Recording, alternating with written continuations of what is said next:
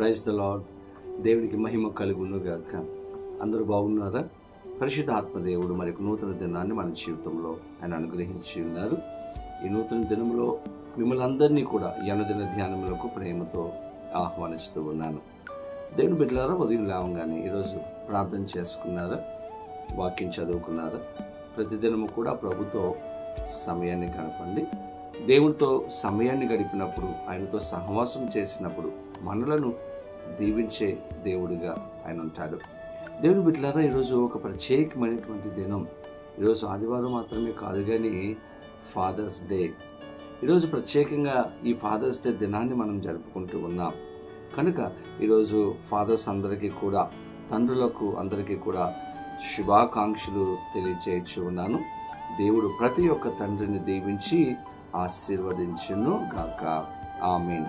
ఈ దినం ఒక అద్భుతమైనటువంటి వాగ్దానము ద్వారా పరిశుద్ధాత్మ దేవుడు మనతో మాట్లాడి మనలను దర్శించాలని ప్రభు ఆశపడుతూ ఉన్నారు.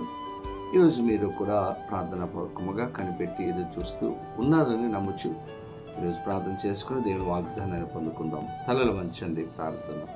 పరిశుద్ధుల నీకు వేలాది వందనాలు, స్తోత్రములు. యేసయ్యా, ఉదయ కాలములో మేమందరం నీ సన్నిధికి వచ్చి ఉన్నాము. మాతో మీరు మాట్లాడి బలపరిచి దీవించమని యేసు నామమున అడిగి వేడుకొనిచి ఉన్నాము మా పరమ తండ్రి. ఆమేన్. ఈ దినం దేవుని వాగ్దానం చదువుకుందాం. బైబిల్ గ్రంథాలు తెరవండి. యెషయా గ్రంథము 64వ అధ్యాయము 8వ వచనమును చదువుకుందాం. యెహోవా, నీవే మాకు తండ్రివి, మేము జగటమన్ను, నీవు మాకు కుమ్మరి వాడవు, మేమందరము నీ చేతి పని అయి ఉన్నాము. దేవుని స్తోత్రం. చక్కని వాగ్దానం. ఈరోజు దేవుని బిడ్డలారా, ఫాదర్స్ డే మనం జరుపుకుంటూ ఉన్నాం. ప్రతి తండ్రి కూడా ప్రాముఖ్యమైనటువంటి వ్యక్తి. గృహంలో ఒక నాయకుడు కుటుంబమును నడిపించే వ్యక్తిగా, కుటుంబము కొరకు పాటుపడే వ్యక్తిగా, శ్రమపడే వ్యక్తిగా తండ్రి కనబడుతూ ఉన్నాడు. కుటుంబం కోసం, బిడ్డల కోసం తన జీవితాన్ని త్యాగం చేసినటువంటి వ్యక్తిగా మన యొక్క తండ్రులను మనం చూడగలుగుతూ ఉన్నాం. దేవుని బిడ్డలారా, మనం ఎంతో ప్రాముఖ్యతను మన యొక్క తండ్రికి మనం ఇస్తూ ఉంటాం. అయితే ఈ లోకములో ఉన్నటువంటి తండ్రుల కంటే పరలోకంలో మనకు ఒక తండ్రి ఉన్నాడు. ఆయనకు మనము ఎక్కువగా ప్రాముఖ్యతనిచ్చేవారంగా మనము ఉండాలి. ఇక్కడ భక్తుడు అంటూ ఉన్నాడు, యెహోవా, నీవే మా తండ్రివి, మేము జగటమన్ను, నీవు కుమ్మరి వాడవు. దేవుని బిడ్డలారా, మన పరమ తండ్రి ఎలాంటి వాడు అంటే మనలను సృష్టించినటువంటి వాడు, మనలను సరిచేసేవాడు, మనకు బుద్ధి చెప్పేవాడు, మనకు సహాయం చేసే ఒక తండ్రిగా నిలిచి ఉన్నాడు. ఈ లోకంలో మనకు తండ్రి ప్రాముఖ్యమే. తండ్రిని మనం ప్రేమిస్తాం. దానికంటే ప్రాముఖ్యంగా మన యొక్క పరలోకపు తండ్రిని ప్రేమించే వారంగా మనం ఉండాలని దేవుని వాక్యం తెలియజేస్తూ ఉంది.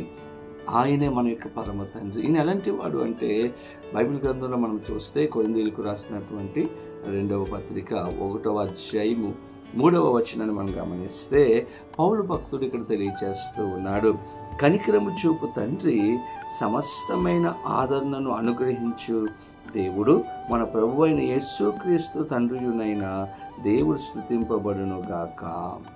పౌలు అంటూ ఉన్నాడు, మన దేవుడు ఎలాంటి వాడు అంటే కనికరము చూపు తండ్రి, సమస్తమైన ఆదరణను అనుగ్రహించేవాడుగా నిలిచి ఉన్నాడు. ఈ లోకంలో ఉన్న తండ్రుల కంటే, ఈ లోకంలో ఉన్నటువంటి మన కుటుంబ సభ్యుల కంటే మన మీద కనికరము చూపించే దేవుడు.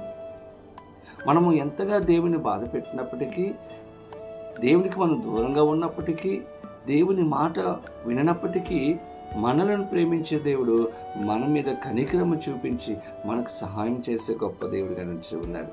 కాబట్టి ఇటువంటి తండ్రి దగ్గర మనం వచ్చినప్పుడు కనికరమును పొందుకుంటాము, ఆయన యొక్క ఆదరణను కూడా మనము పొందుకోగలం. బైబిల్ గ్రంథంలో ఒక కుమారుడు ఉన్నాడు. ఈ కుమారుడు తండ్రి చెప్పినటువంటి మాట వినలేదు. తండ్రి ఇంట్లోనే ఉండమన్నాడు, నాతోనే ఉండు, నీకు అన్నీ ఇస్తాను అన్నాడు. కానీ కుమారుడు స్నేహితుల యొక్క మాట విన్నాడు.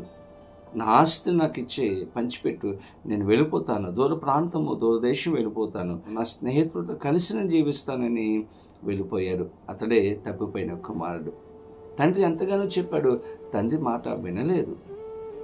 తండ్రిని, కుటుంబమును, గృహాన్ని విడిచి వెళ్ళిపోయాడు. లోకంలో ఎంతో సంతోషించి తన సొమ్ము అంతటిని కూడా ఖర్చు పెట్టి చివరికి ఆహారం కొనుక్కోవడానికి తినడానికి ఒక చిల్లి గవ్వ కూడా లేనటువంటి పరిస్థితిలోనికి వచ్చేసాడు. అటువంటి సమయంలో ఒక వ్యక్తి దగ్గర పనికి కుదిరాడు. అది ఏం పని అంటే పందులు మేపే పని.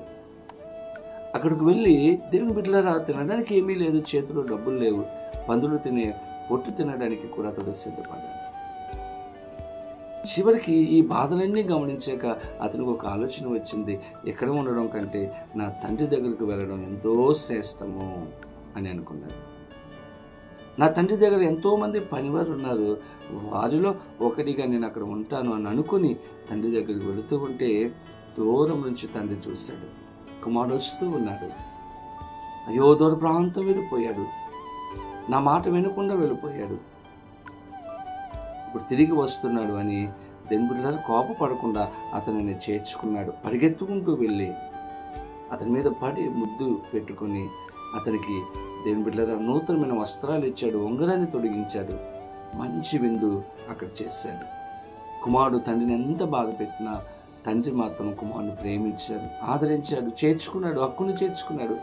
ఏదైతే కోల్పోయాడో తిరిగి అతనికి అనుగ్రహించినట్లుగా వాక్యం మనం చూస్తాం.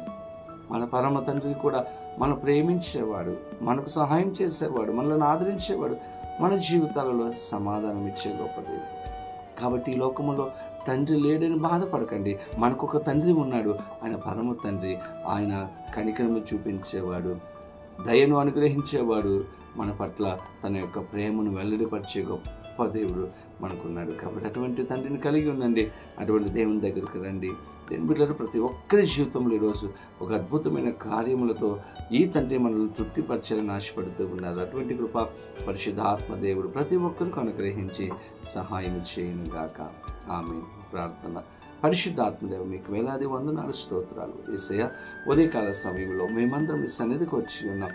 శ్రేష్టమైన వాగ్దానం ఇచ్చారు. మీరే మా యొక్క పరమ తండ్రివి నాయన, మాకు సహాయం చేసేవాడువు, కృప చూపించేవాడువు, దయ చూపించేవాడువు, మా యొక్క అక్కర్లలో మాకు సహాయం చేసే గొప్ప దేవుడిగా మీరు ఉంటున్నందుకు మీ స్తోత్రములు నాయన. ఈరోజు ఎవరెవరైతే మీ సన్నిధికి వచ్చి ఉన్నారో ప్రతి ఒక్కరికి మీరు తండ్రిగా ఉండి నడిపించి సమాధానం, సంతోషము అనుగ్రహించమని, ప్రతి తండ్రిని కూడా మీరు దీవించి మంచి ఆరోగ్యంతో నింపమని యేసు నామమున అడిగి వేడుకొని ఉన్నాము మా పరమ తండ్రి. ఆమేన్. తండ్రి, కుమార, పరిశుద్ధాత్మ త్రియేక దేవుని యొక్క దీవెన ఆశీర్వాదము సదాకాలము కలుగును గాక. ఆమేన్. దేవుడు మిమ్మలను దీవించును గాక. ఆమేన్.